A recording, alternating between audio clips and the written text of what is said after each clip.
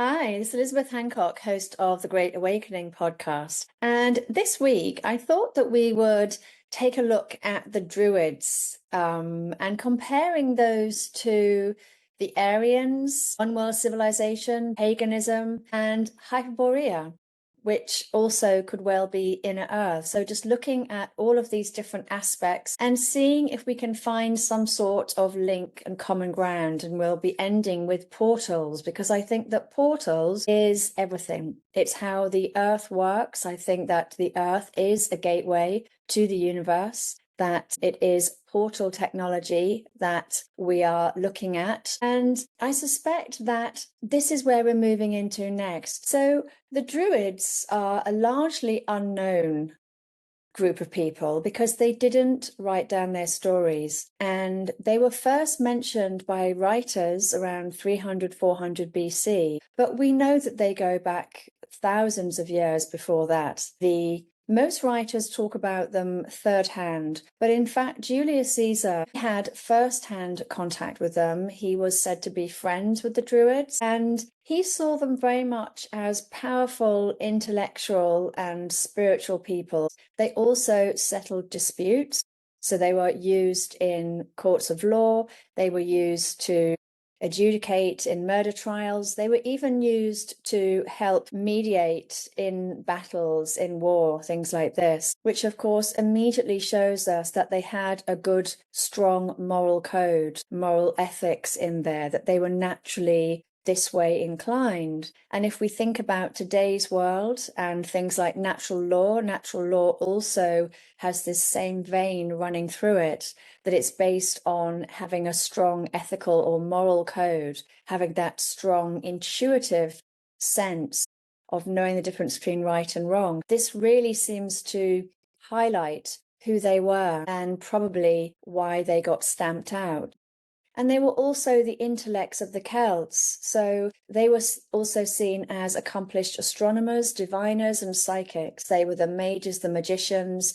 They had the mystery schools, which we'll come to in a second. But although we don't know much about the Druids per se, we can track them through the Celtic culture. So according to John Lamlash, and he's the author of Not in His Image, which is a book about Gnosticism, a very interesting book. And he describes that although there were many different indigenous tribes in Europe in the 6,000 years before Christianity arose, Celtic culture was everywhere within that. And it unified Europe from Ireland in the north down into the Iberian Peninsula and eastward as far as Turkey. And we can see on the map in the top right-hand corner, we can see Ireland going down to the Iberian Peninsula, which is Portugal, Spain down there, and then going all the way across to Turkey over on the far right. And he describes one tribe, the Galatae, who established a large colony in 276 BCE, and these were Celtic. They were the Celtic culture. The Arthurian scholar Geoffrey Ashe says that the Druids were shamans. They were custodians of indigenous wisdom who shared their lore with their counterparts in Greece and elsewhere in the classical world. And the Druids essentially taught the ideal that we should live in harmony with nature and accept that pain and death were not evils, but essential, and that the only evil was moral weakness. And this is something that they believed, some of their belief structures. Also, their message to the common people was revere the gods, do not do evil to each other, and exercise courage. And again, this is coming up in John Lamlash's book, Not in His Image. But that seems to show us that they were talking about gods as well, not to do evil to each other, which I think we can see that actually spans across every type of self-development and spiritual belief today. And exercise courage. So if we think about accepting pain and death were not evils but essential, then I suppose they're talking about that's where we need to have courage. And this appeared to be a normal part of their world, and we can track them back 6,000 years ago, but I suspect it's far earlier than that, and we'll come back to that in a minute. Interestingly, in 54 AD, the Roman Emperor Claudius officially prohibited the Druids by law. The Romans had this strategy that in order to conquer people and absorb them, you first had to get rid of their intellectuals and destroy their cultural knowledge, and as we know today, their history. And that is exactly what the Roman Emperor Claudius was doing.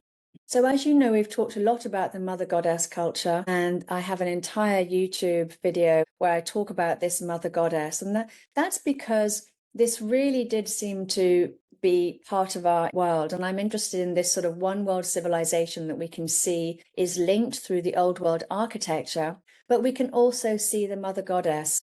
And she comes up in all these different cultures as well. The Druids and the Celts were part of this mother goddess culture, and they were also part of the goddess mystery schools. They were also initiates of the Hibernian mysteries described by Herodotus and other ancient writers, and they used a code called the Ogham, consisting of runic symbols rather than letters. And as we know, they didn't write down their knowledge. It was far too important not to get into the wrong hands. And so they trained and learned the mysteries of our world and then passed them down orally to new initiates as they came up. And we know that the runes were seen as magical symbols, and the Druids were known as magician and mages. And we're beginning to understand today what magicians and mages are, what exactly is magic. We're beginning to get the science behind how all of this works. So the universe is an energetic field, different coherent fields, if you like, resonance, frequency, and that the world that we live in is even a living field or living energy, as David Clements, the quantum physicist, calls it. John Lamlash himself dates the mystery schools going back at least 6000 BC, but probably far earlier than that. If we think about the mother goddess culture, which we saw with Julia Cashford and Anne Baring in their book, they've traced it back at least 20,000 years, and that's tracking the thousands of images of this mother imagery, mother goddess or female fertility goddess, that have been found running from the Alps all the way down to Siberia. And it also shows that Mesopotamia was not the first civilization, and there are many researchers discovering this now, that although the Sumerian tablets tell us information if they have been translated correctly, and indeed the translations are very open to interpretation, but from the cuneiform tablets, we believe that this was the first writing. And so we see this Mesopotamian civilization as being the first civilization. And in fact, dates and time periods have been tracked from there. And it's showing that modern civilization is 8,000 years old. But if we think about this mother goddess culture, and these images, these statues going back at least 20,000 years, and the area or part of the world of Europe where they were found, we can see that this is not the earliest culture, but these people possibly did not leave records. And so we don't have the records of this. This may be because they were all part of the same people. The Druids, the Celts, the Aryans, indeed, could well all be part of the same people, and we'll again come back to those in a minute. But let's look at these Galatians of the New Testament, because according to John Lamlash, they were blonde, blue-eyed Celts, and there is a legend that claims that John the Baptist was a Celt, and Mary Magdalene was Circassian, not Jewish. And this may explain why Mary Magdalene is traditionally portrayed with golden blonde or strawberry blonde hair. And you can see an image, a Renaissance image of Mary Magdalene up above, where she's got very red hair. And that's an interesting concept about red hair, which I talk about in my second book a lot, because I do think we can trace and track a lot of our history through the red hair. So the Circassians are a Northwest Caucasian ethnic group, native to Circassia, which is a region in the North Caucasus, the Caucasus Mountains, of course, and that name most likely is where the name Caucasian comes from, again showing us that this Caucasian, this white skin, that it's coming from this part of the world where this mother goddess culture, where these fertility, mother goddess, feminine images going back at least 20,000 years have been tracked to. And it's showing us something quite different to this Mesopotamian cuneiform tablets, Sumerian tablets, which then, as we can see, lead into the Abrahamic religions, it's showing us a very different story, a very different history, and one which the Abrahamic religions have sort of swooped in and taken over and also destroyed, I think. And because they didn't write down their stories, I think it was probably quite easy to destroy this. They cut the historical and ancient wisdom off from that source, and then they could very easily come in and bring their own versions of reality, history, however we see that. But what we do know about the Gnostic texts, some of the documents are misleading, absolutely, but they were still important documents for our ancestors, and they were hidden in order for the Church of Rome to not come in and destroy them. And one of the areas that we know that the Gnostic texts, the Nag Hammadi texts, talk about is these Archons. And these Archons are described in a very interesting way. They're described as non-organic, that they are sort of like a virus, and they seem to sort of take over the hearts and minds of people, of men, if you like. And the Abrahamic religions, John Lamlash believes that the Abrahamic religions cut the female out because she was not easily hijacked or manipulated for power. So when the Council of Nicaea rewrote religion, they created what we call Christianity, but whether that was a new name or an old name, I'm not too sure. But either way, they used the Gnostic texts and the Abrahamic religious texts that refer to this off-planet deity, that refer to these Sumerian gods. And we can see that the Old Testament is very much talking about some sort of violent, aggressive God who demands obedience. And the New Testament is very much talking about myth and legend stories, but which John Lamlash believes is how the victim, that they created this in order to create this victim-savior complex, which, if the religious documents are 2,000 years old, has been pervading through our society for 2,000 years. I suspect it's more like 500 or 1,000 years. I do think that time has been added, but the church very successfully put this victim mindset and savior mindset into everyone. I mean, it's still more than 50%. I think something like 54% of the world's population still follow these three Abrahamic religions.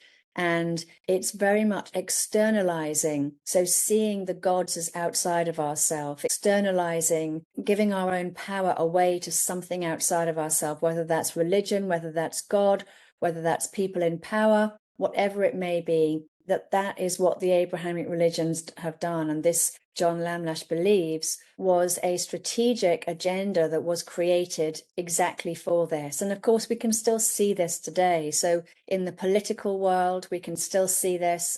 Whatever it is, they're still pushing this savior mindset and victim mindset. So we can also see here this mother goddess, and we can see this is the mother goddess imagery we've got here of the Magna Mater, and then Sibyl, which the Roman Church, they changed Magna Mater into Sibyl. The story of Sibyl and Attis is a very different story to the Magna Mater story, and you can learn more about this in my One World Civilization and Mother Goddess video on my YouTube channel. And we can see here the Magna Mater. This is the Magna Mater from Anatolia. And the middle image, this is shown in the Vatican. So they actually stole this figure from Anatolia, and then they took it to Rome with them. And we can see here that this mother goddess shown with the baby in her lap, and here she's holding the baby. This is what we know as baby Jesus. She's holding this baby, the shining child of the god and goddess, and this is spirit and matter. So this that we know as Jesus today may well be an earlier version. And much of the Celtic wisdom is around the Trinity, or three. And here we can see this link with the Slavarian texts, again showing us that the Aryans, the Druids, the Celts, the Nordics, the Germanics, that they were all linked. And of course, we see that this is the Caucasian. According to Julius Caesar, the Druids were the intermediary between the people and the gods, but did not see the gods as external in the same way that the Church of Rome, that the Abrahamic religions did. The Druids called it the other world, and for them, they were animists, and everything was alive. The gods were everywhere, and they were the rivers, the trees, the rocks, the earth. It ran through everything, and it wasn't externalized. So John Landlash states that the Abrahamic religions believed in an off-planet entity who they worshipped. And when the Romans created the Bible, they externalized everything and essentially created what we call today as materialism. They created an external God in the Bible who we had to connect to in external buildings. But these buildings probably weren't even religious buildings in the first place anyway. Looking at the sacred geometry, the organs, and understanding how sound heals our body.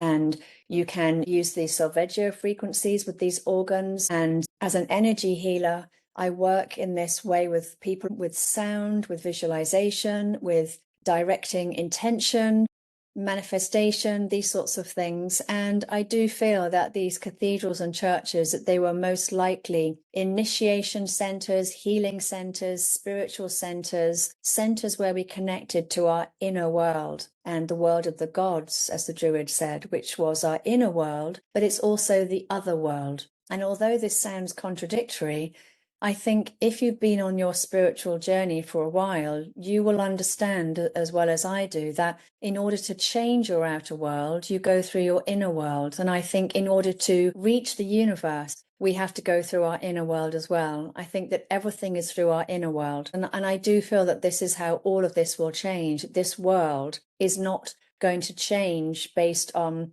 everything that's happening around us now, which I feel is largely distraction. I think it will change by more and more of us going into our inner world, and then we will collectively manifest the outer world that we actually want to be part of. And I can see that this externalized God, this externalized worshipping has really pulled us into this materialistic world. So essentially, what we know as Christianity, but we could call the Abrahamic religions today, they created an external deity, whereas before it had been internal deities of nature, spirits, trees, woodlands. And my friend Mako in Japan, who I met through here, hi Mako, and she told me that the shrines had mirrors in the middle of them, again showing that even the shrines to the gods, we were a part of that our face was in the middle of that shrine, showing again that we didn't worship them. So this was not our history. That was all introduced with these Abrahamic religions, and I think that is where we need to get back from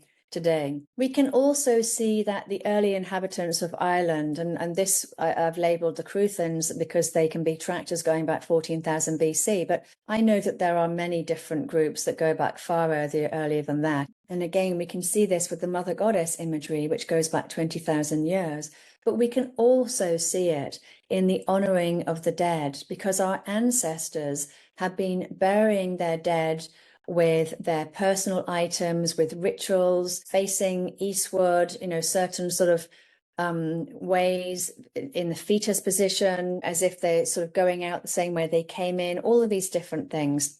And we can see that this can be traced back hundreds of thousand years. Now, thinking about how they used to bury them in the same position that we came in that fetus position, it reminds me of a story that I learned, which was around reincarnation. And a guy was talking about his past life, and he discovered that he had died in a car crash with the whole of his family, that all four of them had died in this car crash. And he had reincarnated as a human. But he goes on to say that his sister reincarnated as a fish, and her soul literally went straight out of her body and into a fish. And his father had reincarnated as a turtle, and his father was still around because they live for a very long time. Turtles can live up to 150 years. And this is very interesting. So possibly this is something which our ancestors also knew. They knew that this person would reincarnate straight away, and they put them into that fetus position in order for them to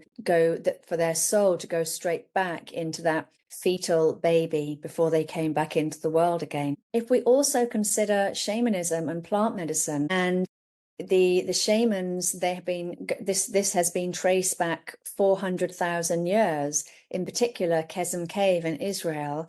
But I think that we can see evidence of plant medicine all over the world. And according to Andrew Collins, who's also a researcher of ancient civilization, he's saying that it may even go back 1 million years, that our ancestors may have been connecting to other dimensions of time and space, and the different entities and beings and different images and things, which Carl Jung called the archetypes, that we've been connecting to these different things for possibly as long as we have been around for, showing that our ancestors did understand, they did know of other dimensions. And in fact, the Celts do talk of the Shay, who live in a parallel dimension, but whose actions can affect us in our dimension too. So I also agree with Michio Kaku that dimensions are not places to go, they are all around us, but they do affect our world. And I rather like the way that Dr. Nassim Haramein describes it, because he calls dimensions quantum vacuum fluctuations or coherent fields, and says that space-time is not empty, but is full of fluctuating energy. And I do rather like this, because it's how I feel the universe is as well, that it's literally just vast, multidimensional, and there is life at every level of it. And I'm not too sure that we really understand what that life is yet and how that life works. But I do agree with the Druids and the Celts that that life does run through nature. It does run through everything physical that we can see around us. And it also runs through the entire cosmos and the earth and everywhere as well. And there is a part of me that feels that we have got fake space and fake ETs and fake aliens and all these different things, again, to keep us trapped into this materialistic worldview. But I do think that these things exist. I even feel that there are probably physical worlds like us in other spaces of time and space and different timelines. And I think that time is included, is in part of space. So the reason that Dr. Nassim Haramein talks about dimensions as being quantum vacuum fluctuations is because he feels that dimensions have become something different, that they are separate from us. And what he's trying to say is that they are not separate to us. They are actually part of our world, and they are quantum fluctuating fields organized at different scales of coherence. And I think we would most likely know this today as portals. He is describing portals. And again, portals are not necessarily places to go. And I feel that portals are opening and closing all the time, that Earth is just this multi-dimensional, multi-portal gateway. And interestingly, the Gnostics, they use the term Allogenes, which means someone from elsewhere, a stranger, to describe the human condition. And this is also in John Lamlash's book, that he's saying that we don't come from here, we don't fit in. So the human condition is we don't come from here, we don't fit in. And of course, we all feel this. We all feel like we don't fit in here, we don't come from here.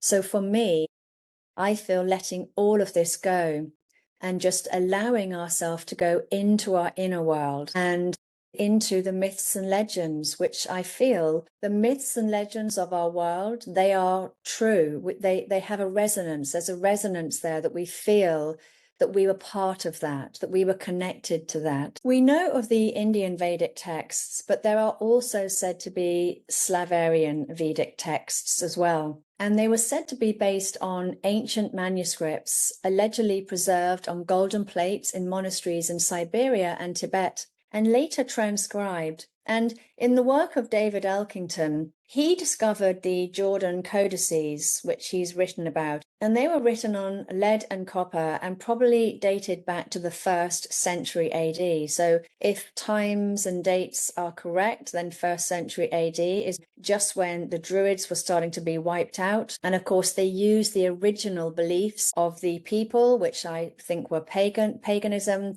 So David Elkington discovered that there was most likely a golden Jordan codices as well, which I think then gives credibility to the idea that the Slavarian Vedic texts were preserved on golden plates in monasteries. I mean, certainly, if you knew that the world was going to be wiped out continuously and that there would be catalytic events, then you wouldn't write things on paper or even stone. You would write them on metal and gold, things which would be preserved. And, we know about the emerald tablets as well, that was some sort of crystal, very hard type of material. So certainly, because we have the Indian Vedic texts, I do feel that it makes sense to have these Slavarian Vedic texts as well. And I don't really understand why they're called pseudo-texts, but they are called pseudo-texts, and they were written in the 1990s by Alexander Kinovich, but based on much older information, which he says were passed down by ancestors in Siberia. We know that a lot of information from Russia and the Slavs, etc., has been destroyed by the church and the Bolsheviks, and also through the wars. So we are left with a lot of holes. But what I like about the Indo-Aryan, the Aryan texts, thinking about the Indo-Aryan, Slavarian, and Tartarian, then we can see that there was originally this common link, and we can see that with the one world civilization as well, that we were originally connected. And it feels like we're going back into that now and remembering our past through our myths and legends. So the texts mention the Slavic gods alongside Aryan Indo-European deities, showing that they are connected. And as we said before, Christianity erased much of the Slavic spiritual records, and in the same way that the Druids' knowledge in Britain was destroyed by Rome and the Church. The texts are claimed to include the Book of Light and the Santi of Perun, which outlines the history of humanity and the Slavic Aryan civilization over the past 600,000 years. It states that the white people, or Caucasian, migrated from the north, and Slavic and Indian traditions share a common ancient root, often featuring Aryan themes. The Slavic cosmos was tripartite. Again, that three comes up in so many things, and we know that three, the Celtic spiral, is the three spirals that are going round. And their understanding of the cosmos was Yav, which is the manifest world, that's the physical world, and there are many of them. Nav, which is the other world of ancestors and spirits, and we possibly would call this a multidimensional field today. And then Prav, which is the cosmic law and order, which we could see as the divine energies and universal law, which exist through all of these different spiritual cultures, these original beliefs and cultures of these people. We've also got the Bok Saga, which I talked about a couple of days ago on Sasha Stone's tube. And we talk here, and the Bok Saga is about the Finnish peoples. It's saying that all of humanity's original homeland was in the far north.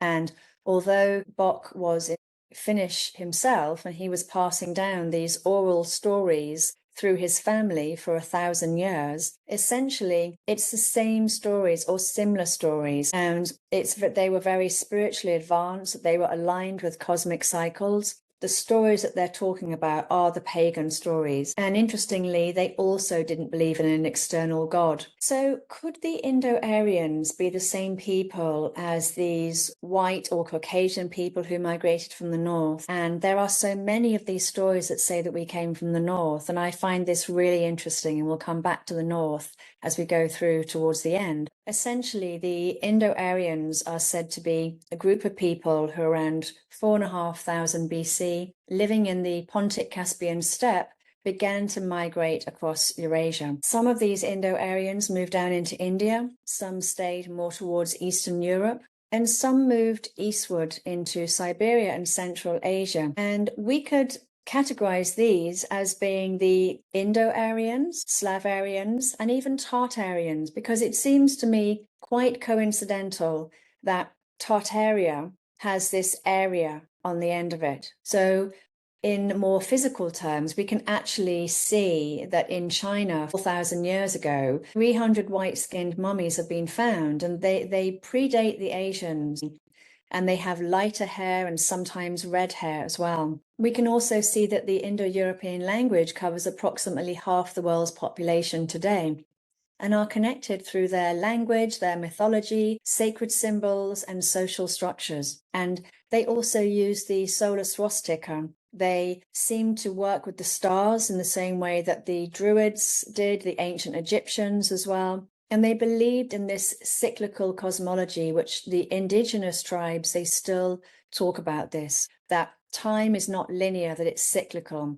And we go through eras and periods, and then eventually that is destroyed, and then civilization, the world starts again. And the Slavarians did as well. We can track them through their beliefs. Another way that we can track them is through the R1A and R1B haplogroup. The two maps here, at the top you have the R1A and the bottom is the R1B, but you can see where they have gone, that they have come up in the R1A haplogroup 3000 BC. It originated from the steppe and then rapidly spread into Eastern Europe to Central Asia and South Asia. That the R1A haplogroup is said to be common among Slavs and the Kazakhs. And we've got the R1B haplogroup, this is the same. So it's going from Western Europe in Germany, Nordic, France, UK, Iceland, all the way into North Africa and the Middle East. Again, just referencing John Lamlash's book as well, because he really is an expert on Gnosticism. But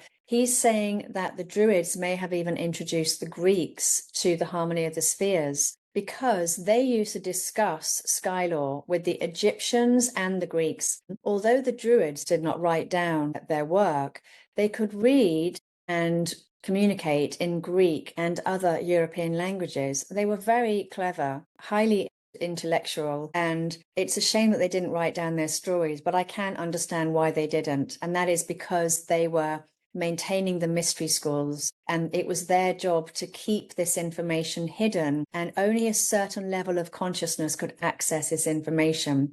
But the harmony of the spheres is an ancient idea that the universe is ordered through sacred mathematical harmony, and that the movements of the heavens create a kind of cosmic music, and that nature operates through this sacred balance. The cycles reflect this cosmic intelligence, and the sound and vibration holds this spiritual power or spiritual energies that the Druids and the ancient Egyptians were obviously working with. And what we, of course, know from the indigenous tribes is that celestial alignments mattered deeply to these people, that when planets were aligned, when certain celestial events happened in the sky, that they would know that something was coming, that they would understand that they needed to change or start doing their rituals or reset things, or maybe even start hiding their knowledge. And they could even have hidden their knowledge within these ancient Celtic monuments. So we can see that these monuments are also aligned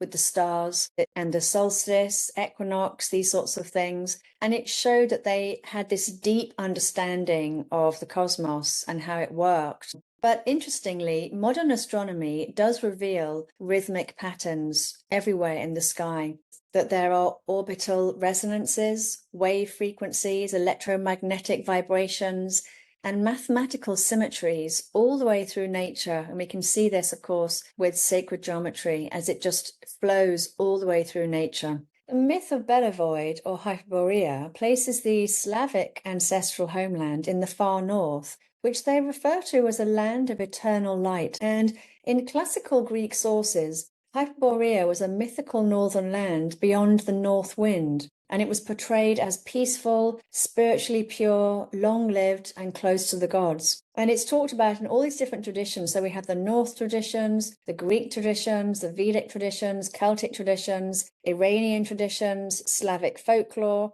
and also some Siberian and Uralic traditions as well, that they're all talking about this northern land, that this sort of mythical place, which is very interesting. So if we sort of look at this in a more sort of physical way, what is it that they're describing here? Are they describing a land that is in another vibration, if you like, another dimension, but vibration of our world? And if we think back to a couple of weeks ago when we talked about the Neanderthal being 4D, so therefore they were able to see into other dimensions, that they were connected to the spiritual realms in a way that we are not at the moment. But because they were more connected, they were able to perceive and see more of the different vibrations of Earth. Also, Blavatsky said that Ireland means Hyperborea. And we know that Iran and Ireland are connected. If we think about the pronunciation of Ireland, that could easily be Area land. So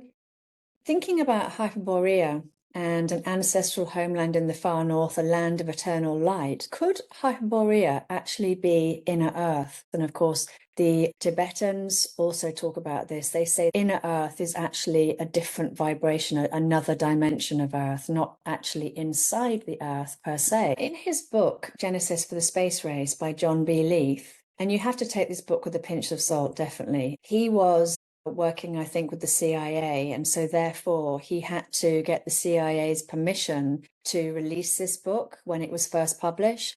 And as with everything with the CIA, they have this way of working that you would be allowed to release some truth, but you would also have to put in some misinformation in there as well. And I think they were probably quite strict on what this misinformation could be. So you do have to sort the wheat from the chaff when it comes to this book. But I rather like this story, and whether it's true or not, who knows? But essentially, this story goes back to the 1500s, so who knows? Maybe it's completely made up. But essentially, it's a story of how 250 German soldiers and their wives discovered inner Earth in the 1500s.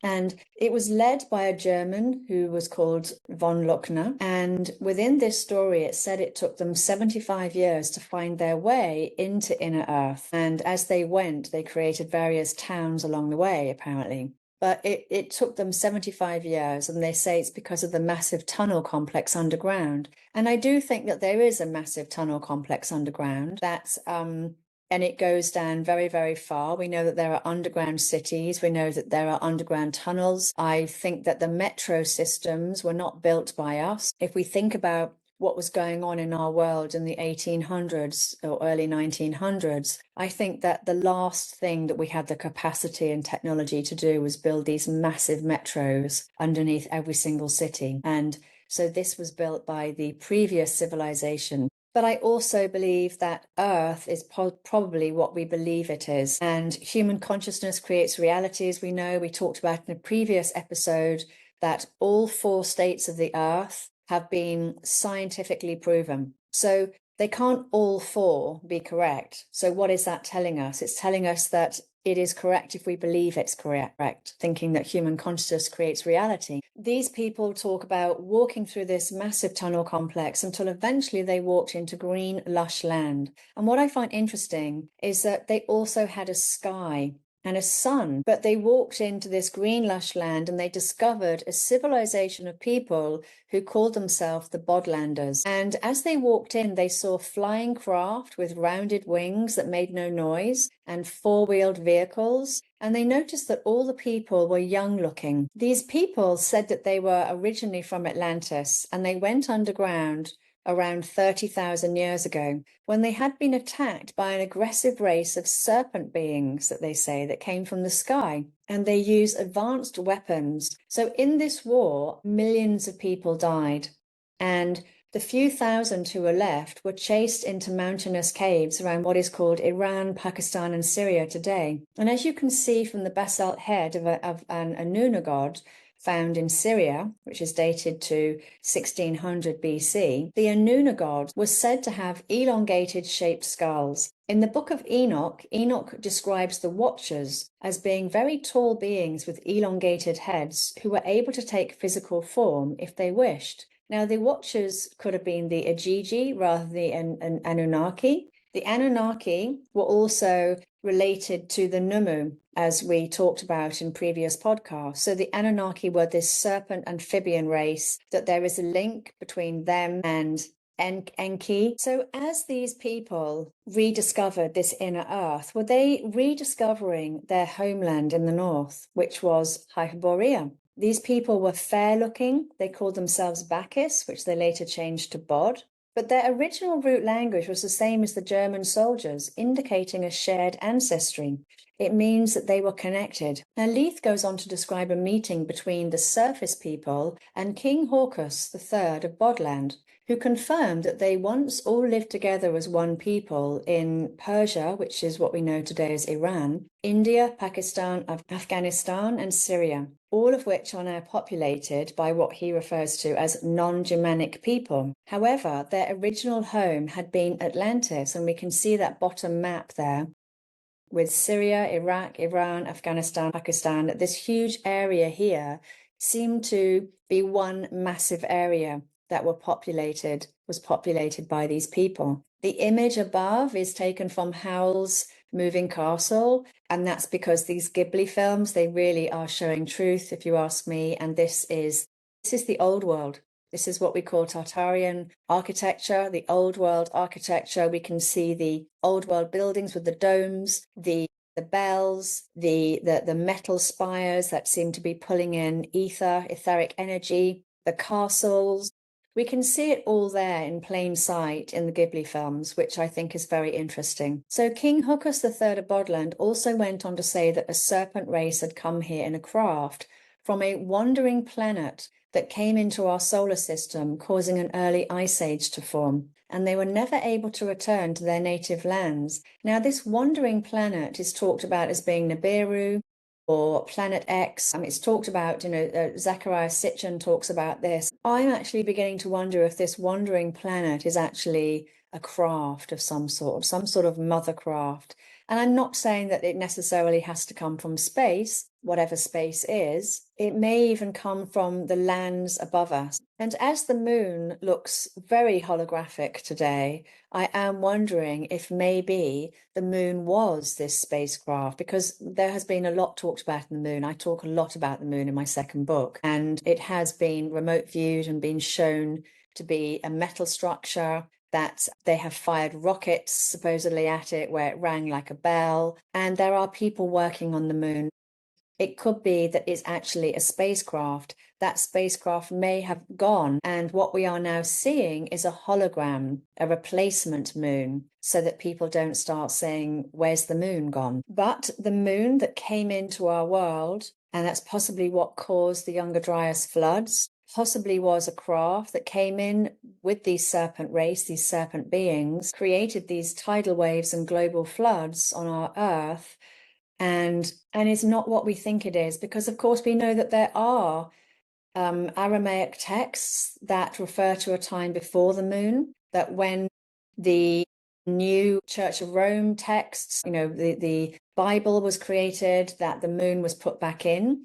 But there are also indigenous tribes that also talk about there was a time before the moon. So it appears that the moon has not always been there. But anyway, what's interesting about this story is that he also goes on to say that some of their ancestors became separated in these vast underground tunnels, and they got lost. And they essentially re-emerged through a cave in the Black Forest in Bavaria, which is Germany. And they then became the modern day Germans of today. So if we think about the Indo-Aryans, 4,500 BC, of course, the time frames never add up, but they came back, they appeared 4,500 BC, appeared in this part of the world, and then rapidly spread out, seeming to show that they must have come from somewhere. So they may have come in from another dimension. They may have come in from inner Earth, which of course may be the same thing, but they came from somewhere and then spread throughout the Northern Hemisphere, which we can see in the previous maps. The Book of Zion also says that a serpent race came here after a great flood, and they refer to these people as the Nagas that interbred with the population, and this is the Dravidian people. The Dogon tribe, the Numu, also talk about this amphibian serpent lizard humanoid. In fact, every culture talks about serpent or lizard people. The Chinese emperors also say that they have descended from a dragon lineage that came here from somewhere else 7,000 years ago. And they talk about that somewhere else being from the sky. The Genji clan even had scaly skin and also say that they descended from dragons. They were very proud of their scaly skin. And there's an ancient Egyptian papyrus as well that also talks about a sailor that is shipwrecked, and he ends up in this island where these serpent people are living, and they're humanoid people, but with slightly different faces, but with very blue eyes. And he talks about these people in this papyrus and goes on to say how they gave him a boat so that he could leave the island, and said to him that you will never be able to find us again. And indeed, he went back and tried to find them and he never could. So either these people understood about the different vibrations of Earth, maybe they could cloak their island, or maybe they even knew that there was a global flood coming and that their island would disappear under the sea again. And of course, as we're beginning to find out, the sea is not what we think it is either. If we think about these Atlanteans that went under the ground 30,000 years ago, this also links with the Bosnian pyramids as well. And again, I talk about this in my second book, but we have this cosmic internet that was shut down when Earth was invaded. And we know that the Bosnian pyramids were built around 30,000 years ago as well. So if the Bosnian pyramids were then shut down and Earth was invaded, which is what the runes are telling us, if they've been translated correctly, then we could also see that this is also showing us that something came here. And it seems to be more evidence of something coming here and shutting down the earth, hijacking the earth, and most likely the people in it. So did this serpent race land here, genetically just pick someone, genetically alter them, and that's Adam, if you like, landing in Mesopotamia, which is where the Abrahamic Mesopotamian religions began, and just created this new human hybrid?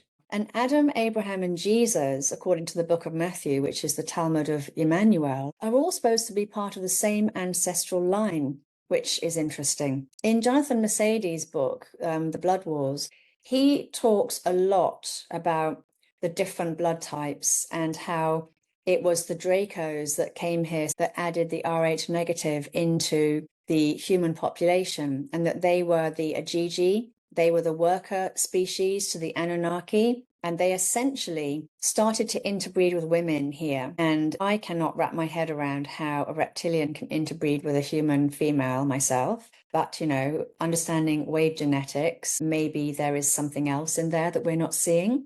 But ultimately, the Rh negative blood type was put into our world. And he goes on to say that Jesus was the final perfect one. And I find this phrase interesting because it sounds very familiar. It reminds me of the self-fertilizing Lebe. So self-fertilizing Lebe was the perfect one. She was the final perfect creation, and she then went on to be the mother of all humans today. Now, Seth is, in the Abrahamic religions, Seth is said to be the ancestor of all humans today.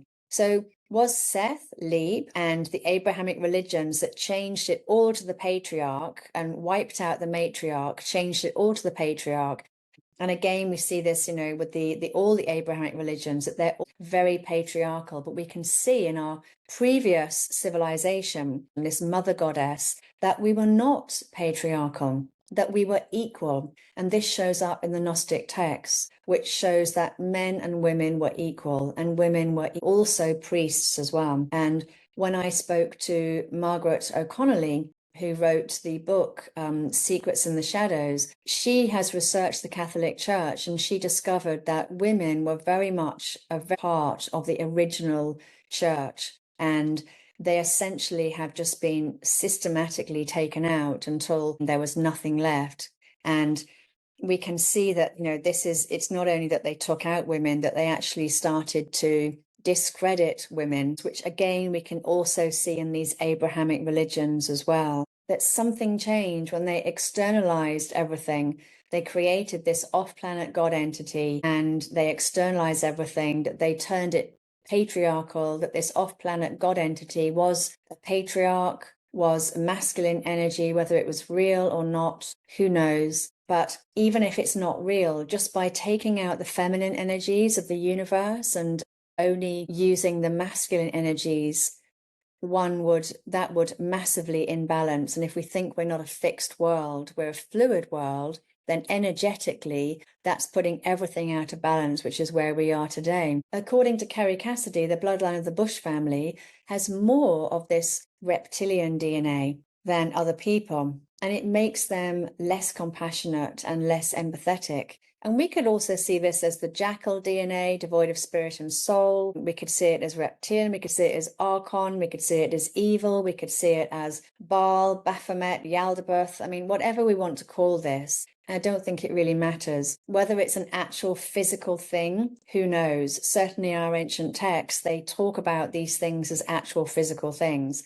But because we can't see them today, who knows? But either way, whether it's a physical being that you can see or it's an egregore that you've created through your own beliefs, it doesn't really matter. In an energetic universe, energetic world that we live in, it's sort of the same thing. Everything energetic eventually creates physicality. It eventually becomes physical. So this God entity may have started off as a myth, something that's not real, something that's poetic, but it is now real because it has been made so. And as we talked about, as I talked about with Guy Anderson a few weeks ago, and he mentioned that Tony Blair has a different blood type to the rest of us and is said to be a Rothschild. So they have a different blood type to the rest of us. And their blood is a lower vibrational blood. I'm supposed to be cold-blooded, less compassionate, less empathetic. They deliberately keep their blood low on purpose because they don't want to leave this matrix. They want to carry on staying here. They don't want to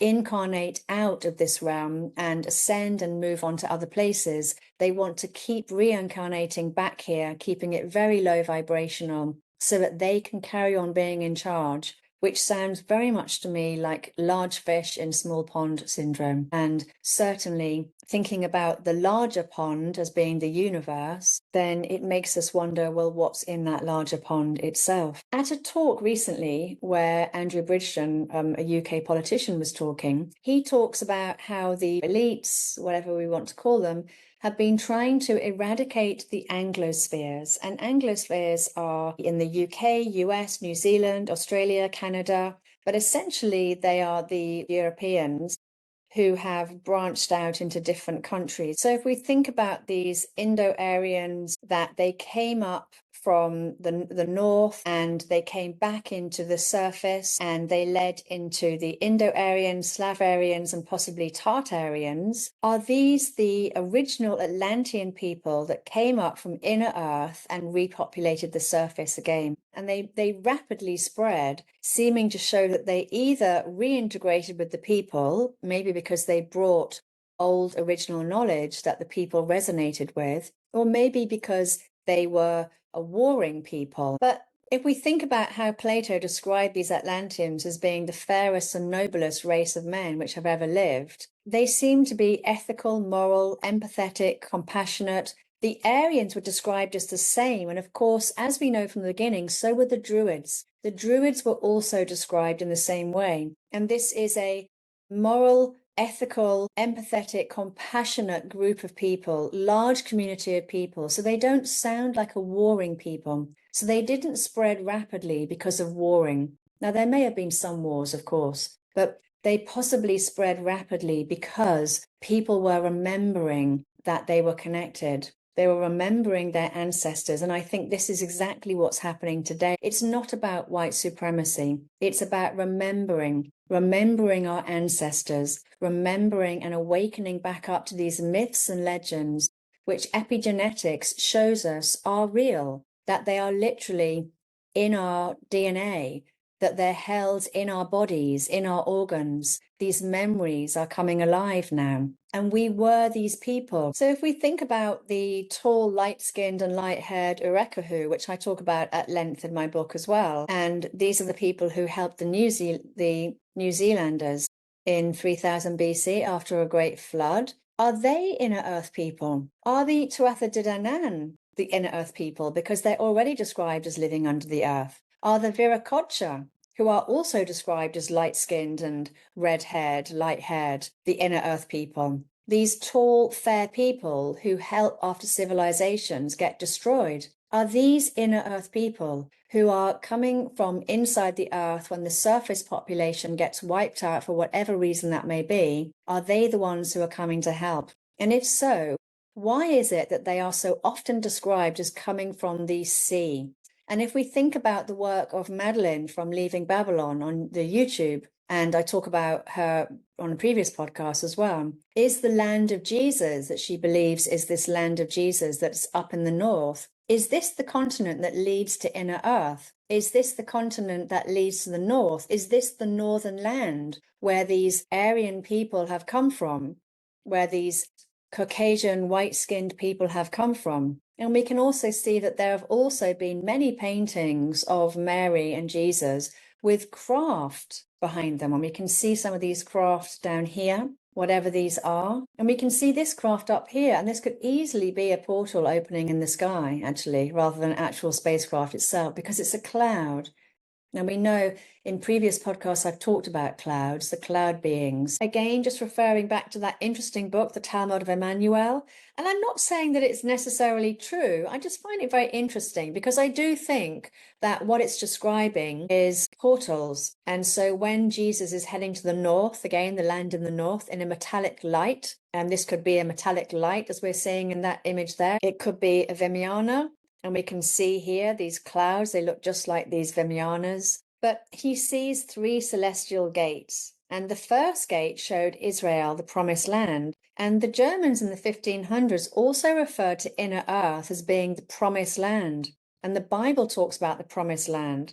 So thinking about the north, is the North Pole the entrance to inner earth? Because there's also something that John B. Leith says. And he talks about the US military flying into the South Pole and exiting out of the North Pole. And as such, this cannot be a planet made of solid rock and lava. Now, like I said, there's a lot of misinformation in his book, but Admiral Byrd also talks about flying over the top of the North Pole, where he saw a great big gaping hole with the sea flowing inwards like a waterfall. There was no ice and it was warm. We know that Hitler was also trying to find the Aryans, who he believed were his ancestors. I don't know whether Hitler was a good guy or a bad guy, really, because I haven't researched that. But I do know that what we call the Aryans was not what the Nazis or what this white supremacy thing is, and it's something completely different. As Hitler was trying to find these Aryans, he sent a party, a group of people to try and find them, and apparently, according to Leith, he did find them. And 250,000 Germans moved into inner earth after World War II, including Hitler.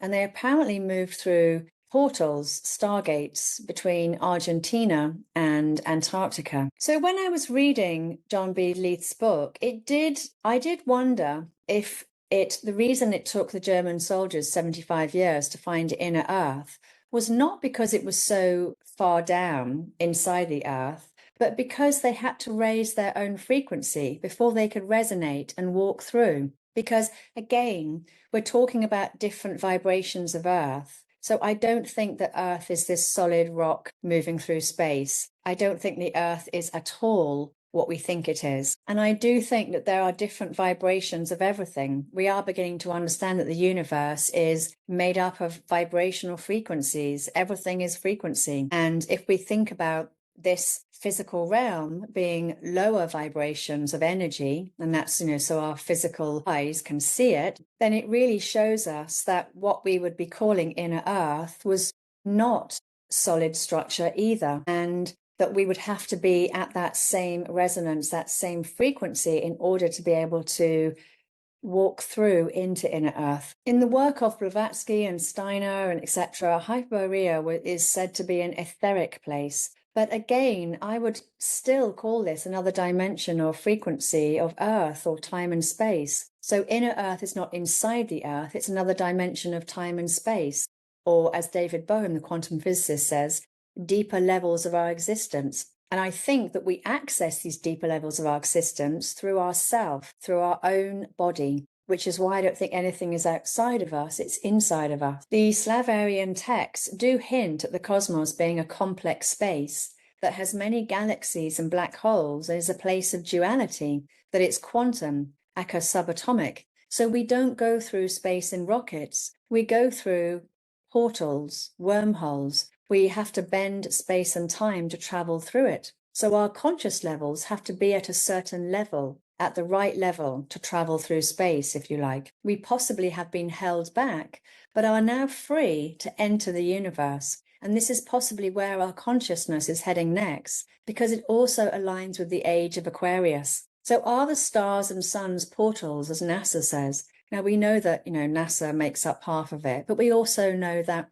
there has to be truth in everything that is put out into our mainstream, because we know truth. Our heart knows truth. It is very discerning. It knows the difference. So if the stars and suns are portals, do we travel through them to other dimensions of time and space? Or are they source energy, 0-point field, as the Pleiadians and Martians told Dan Willis? Or are they simply lights in the sky created by God, as the Bible says? So the Iran Stargate is Stargate 10, according to Kerry Cassidy, and it goes to Antarctica and other places. The Germans used it after World War II.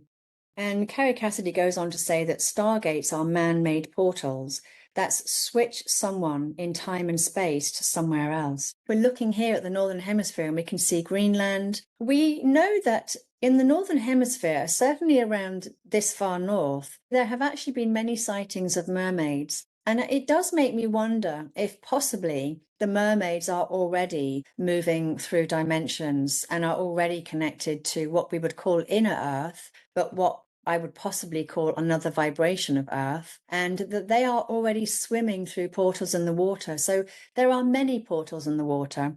And there are many portals everywhere, natural portals, and they sort of come and go. And in the interview the other night with Sasha Stone, he was talking about where he lives in Mexico, where he's creating a community, and they're creating this community next to this laguna. And the indigenous people that live there talk about this laguna being a hyperdimensional portal, and it connects to other portals. So I do feel that the ocean is already connected to many different portals, and certainly this could explain why we have explored so little of it. And if we look at the Pachachi Mountains, where there's also supposed to be a portal, and according to Radu Cinema, Pachachi Mountains has a vibrational shift under it, again a portal. And there is a space-time distortion that is apparent in the 3 tunnels. The 3 tunnels are here. The first tunnel leads to Egypt, the second leads to Inner Earth, and the third tunnel, which is what we're going to be looking at today, leads to Tibet. And we can see here Tibet, but it's also coming off to Iraq, the Gobi Plateau, and also the Buzau Curve here as well. Apparently, according to Cinema, we're not allowed to go through the Tibetan one. And this is why this is of interest to me, because the Tibetan one actually takes one off into the universe, the higher realms, however we call these things. The Indian Vedas already talking about this. It's already saying to us that we can access the higher realms through the Tibetan mountains. Those that are vibrating at a certain level of consciousness can access, and those who aren't cannot. He goes on to say that this third tunnel leads to Tibet, but is far more complex, and there's an area where humans are not able to venture because it is of a very different vibration to our human consciousness now. It's essentially guided by etheric guides, and it goes into other dimensions. To access the portal, you have to be vibrating at a certain frequency, and your consciousness is a certain state of being, otherwise you can't get through. At the end of it, in one of the Tibetan massifs, there's what he refers to as a launching pad, which is manifesting in both the subtle field of consciousness and the outer physical world, taking you to other worlds. And it's a resonance-based access system. And Cinema goes on to describe that the barriers aren't simple force fields, that they behave more like frequency gates, and it's stopping human consciousness, or where we are now, from walking through those frequencies. Radu Cinema, author of The Etheric Crystal, also describes entering into portals that are located under the Pachachi Mountains. As he enters a huge tunnel inside the mountain, the entrance glows a faint green color and looks darker because of a strange energy field. He travels with other people and also military people as well, giving some sort of credibility to the story. But he describes traveling through these tunnels like moving between different areas of space by changing frequency or vibration, rather than simply walking from one place to another. They are amazed that this technology has supposedly been working for thousands of years and wonder what powers it. Cinema believes that the tunnel system connects to several important locations around the world through powerful energy or magnetic pathways, and he thinks that these connections may be evidence of a very ancient civilization that once existed but has since been lost to history. And maybe these previous civilizations went through tunnels and never came back. Maybe we came here through these tunnels. Maybe the Aryans, the people of the northern lands, came here through these tunnels. There are multiple sources that say that these tunnels link up around the world, and they are connected physically as well as energetically. And apparently there are many portals around the world that have been disabled so that human DNA cannot walk through, but other DNA, which we'd probably call non-terrestrial DNA, can walk through. Okay, all right. Well, thanks for listening today, and I hope you enjoyed it, and I'll catch up with you guys soon. All right, bye.